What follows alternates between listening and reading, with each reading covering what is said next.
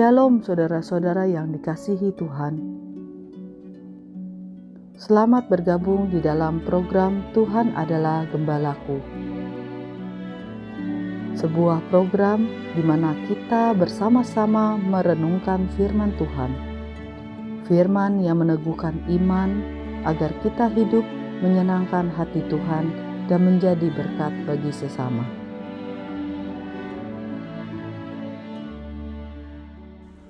Shalom saudara-saudara yang dikasihi oleh Tuhan.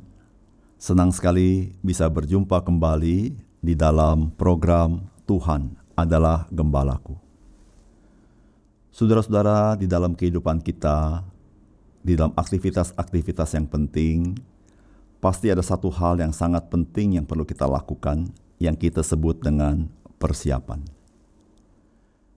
Saudara, ketika saudara mau melakukan satu tindakan-tindakan yang penting, saya yakin saudara perlu mempersiapkan ini dan itu.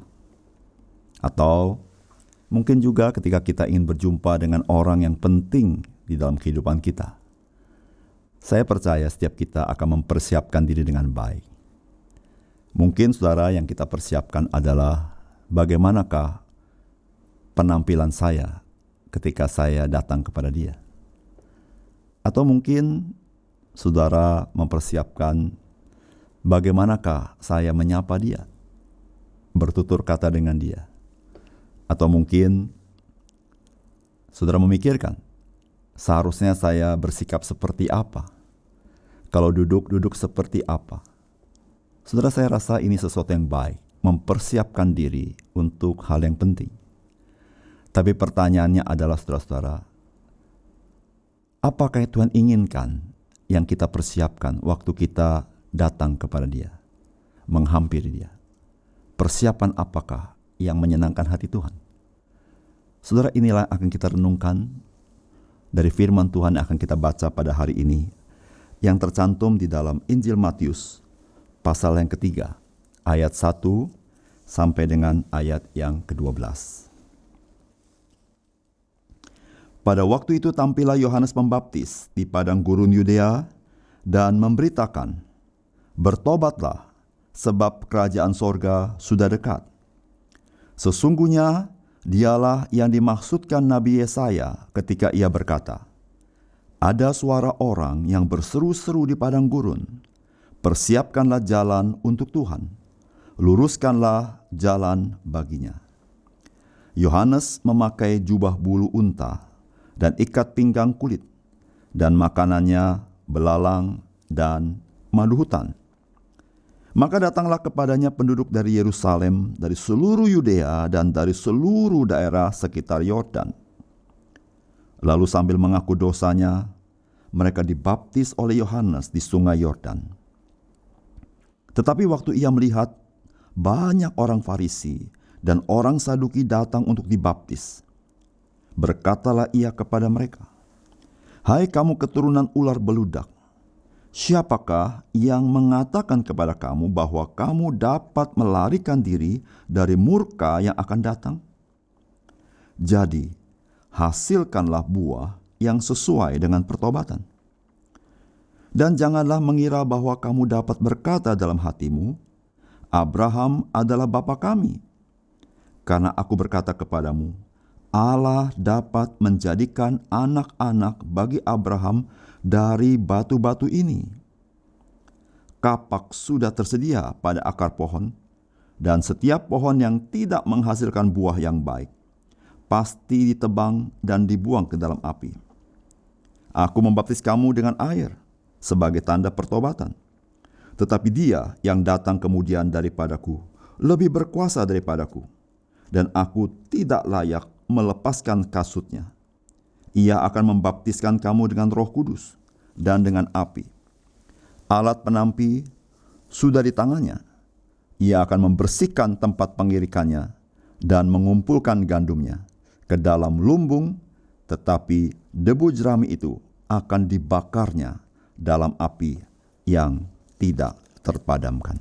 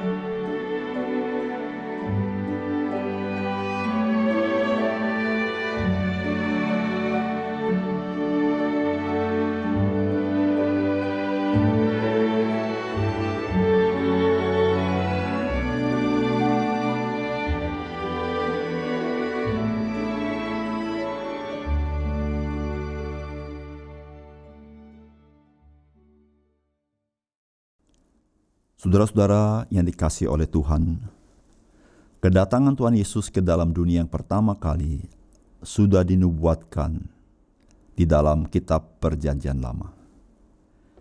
Dan saudara-saudara, untuk kedatangannya itu, saudara-saudara, Tuhan menyediakan seseorang untuk mempersiapkan kedatangan Tuhan kita Yesus Kristus.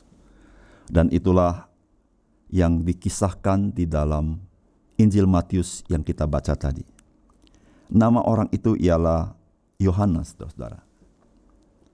Yang kita kenal dengan satu sebutan atau panggilan Yohanes Pembaptis.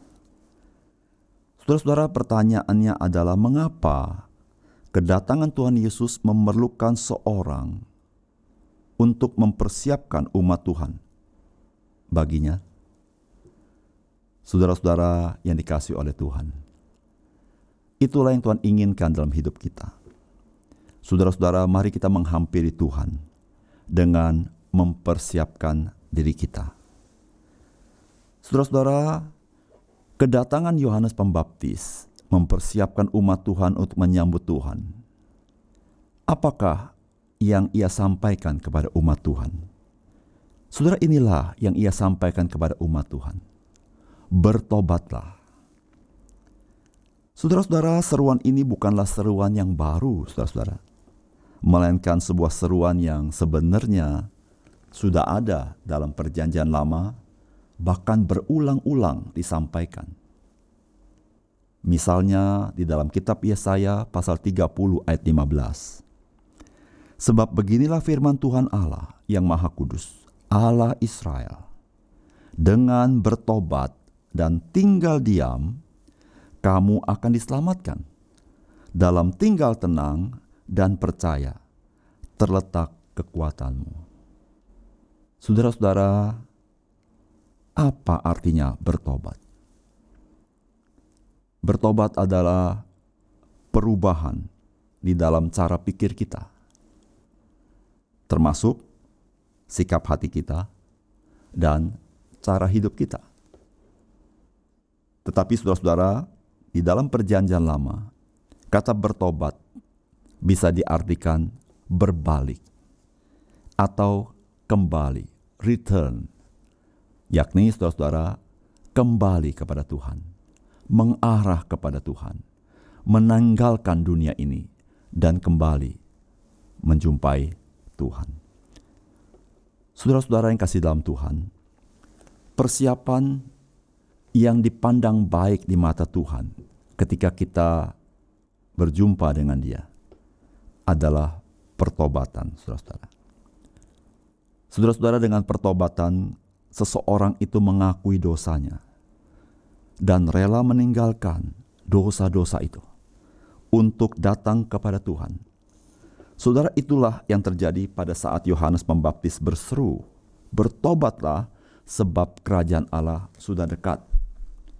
Maka saudara-saudara, yang terjadi adalah banyak orang di pelbagai wilayah datang mengakui dosa mereka, dan mereka diberi diri dibaptis oleh Yohanes, karena baptisan Yohanes adalah baptisan pertobatan.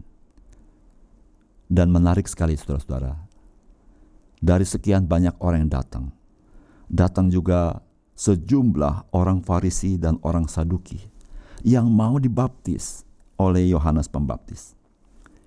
Tetapi Yohanes Pembaptis menegur mereka, saudara-saudara.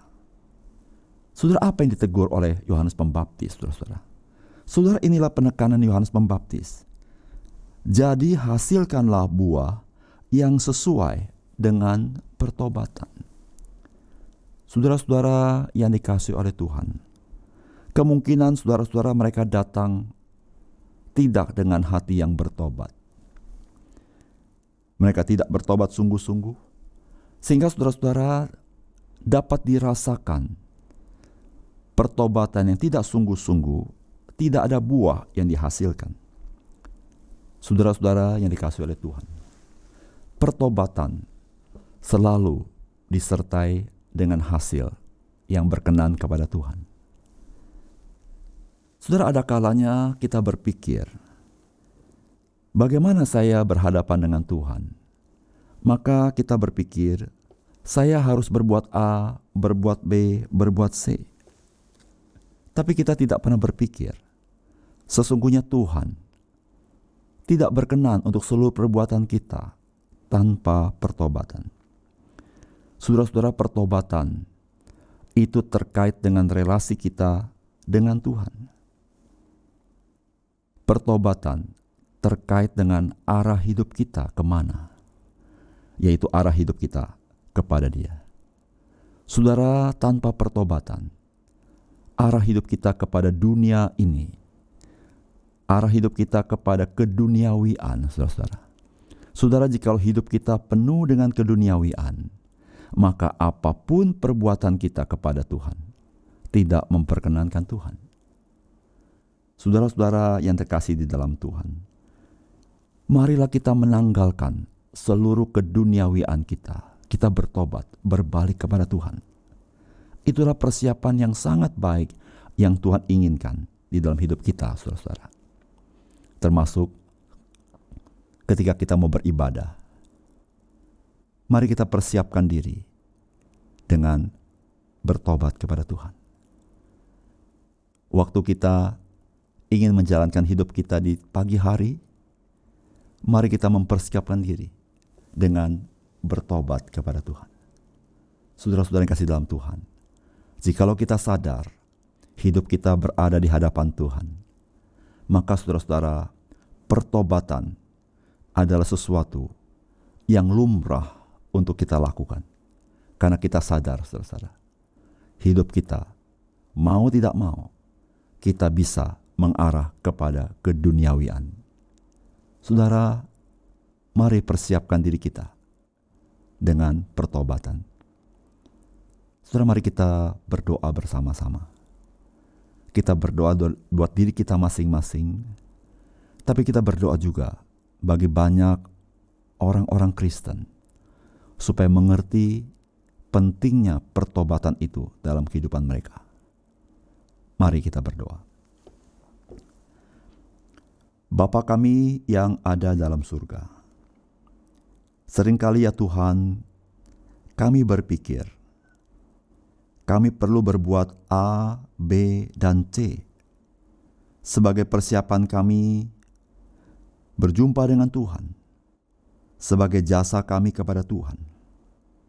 Tetapi ya Tuhan, kami bersyukur pada hari ini Tuhan membuka mata kami. Sesungguhnya Tuhan senang kepada pertobatan kami daripada seluruh korban-korban yang kami berikan kepada Engkau. Ya Tuhan, Tuhan berkenan untuk hati kami yang dipersembahkan kepada Tuhan. Satu sikap hati yang bertobat meninggalkan dosa kami, lalu ingin hidup bagi Engkau. Oh Tuhan, kami bersyukur Tuhan membuka mata kami, supaya kami paham persiapan apakah yang kami harus buat ketika kami berjumpa dengan Engkau. Persiapan apakah yang kami harus buat di dalam kami melayani Tuhan. Persiapan apakah yang kami harus lakukan ketika kami memulai kehidupan kami ya Tuhan. Tuhan, Engkau berkenan akan pertobatan. Tuhan, tolong kami. Kami berdoa bagi seluruh saudara-saudara kami, anak-anak Tuhan, supaya Tuhan tolong membukakan mata mereka, bahwa Tuhan, Engkau berkenan akan pertobatan kami. Dan juga bagi banyak orang ya Tuhan, yang hidup mungkin dalam kegelapan, biar Tuhan menerangi hati mereka, supaya mereka mengerti bahwa Engkau senang ketika mereka bertobat, berbalik kepada Tuhan. Tuhan, terima kasih. Kami serahkan hidup kami hari ini ke dalam tangan Tuhan. Biar kami selalu belajar mengarahkan hidup kami kepadamu, berbalik datang kepada Tuhan dalam hidup kami. Apapun pergumulan hidup kami ya Tuhan, di dalam nama Tuhan Yesus kami berdoa. Amin.